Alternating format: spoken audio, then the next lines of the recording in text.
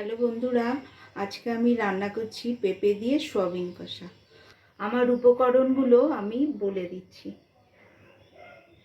কিছুটা পেঁপে আমি গ্রেট করে নিয়েছি, আলু ডুমু ডুমু করে কেটে নিয়েছি, সয়াবিনটা কিছুটা কুচো করে নিয়েছি, কিছুটা নারকেল কোড়া নিয়েছি, কিছুটা গরম মশলা, ঘি, ফোড়নের জন্য সাদা জিরে, শুকনো লঙ্কা, এছাড়া আছে নুন, জিরের গুঁড়ো, লঙ্কার গুঁড়ো, তেজপাতা, আদা পেস্ট, হলুদ, আর আছে কিছুটা চিনি।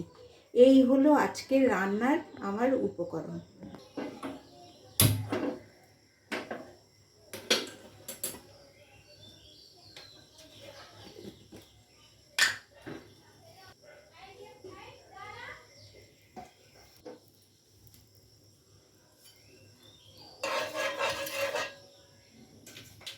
আলুটা ভেজে তুলে নেব।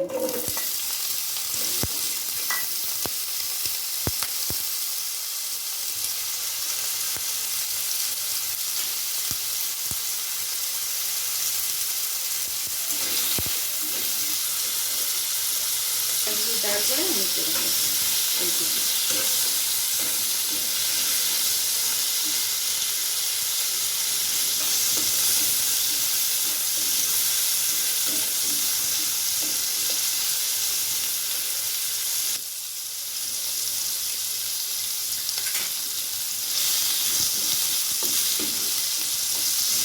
ফুলটা আসছে তো।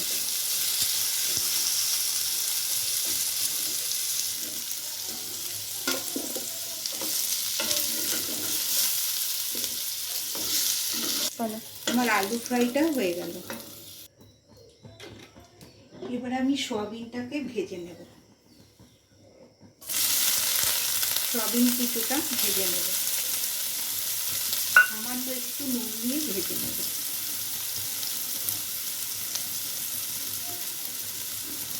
নুন হলুদ দিয়ে ভেজে নেব।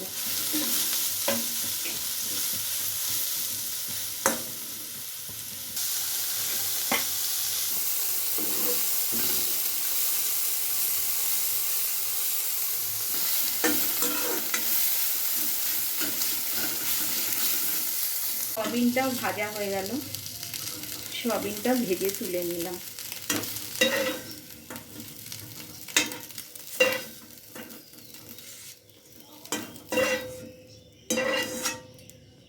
আবার কিছুটা তেল দিয়ে দিলাম।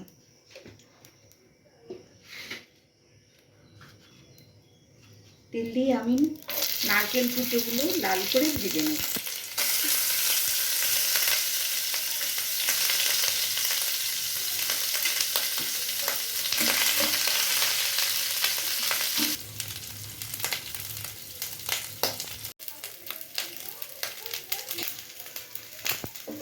এবার নারকেল কুচোটা উঠিয়ে নিলাম।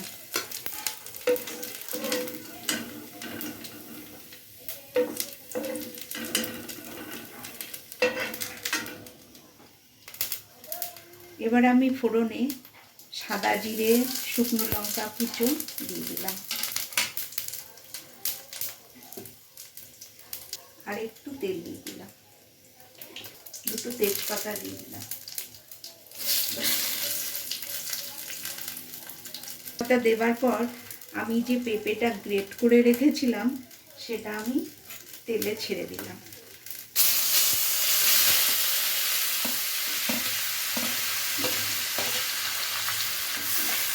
তারপর ভালো করে নাড়াচাড়া করে নিলাম।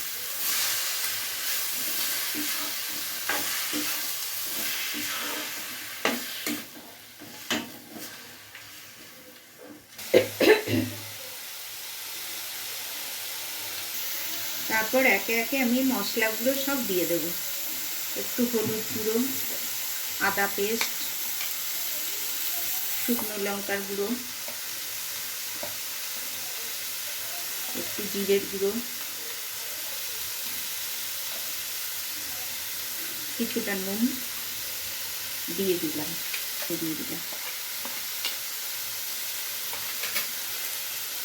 এবার আমি এটা ভালো করে নাড়াচাড়া করে নেব।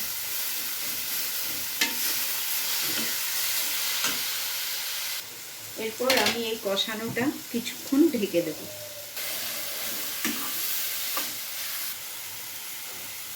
এইবার আমি ভাজা আলুটা দিয়ে দেব, সয়াবিন কষাটা দিয়ে দেব, সয়াবিন যে ফ্রাই করে রেখেছিলাম সেটা দিয়ে দিলাম, নারকেল কুচোটা দিয়ে দেব, দিয়ে ভালো করে নেড়ে দেব।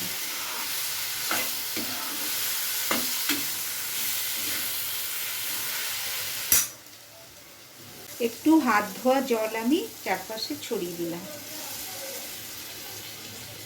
আমি চাপা দিয়ে দিলাম। এরপর আমি চাপা দিয়ে দেবো, কিছুক্ষণ চাপা দিয়ে রাখবো।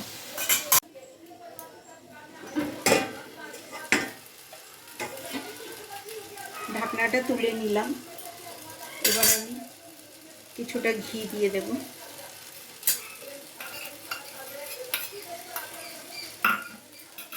কিছুটা গরম মশলা দিয়ে দেব,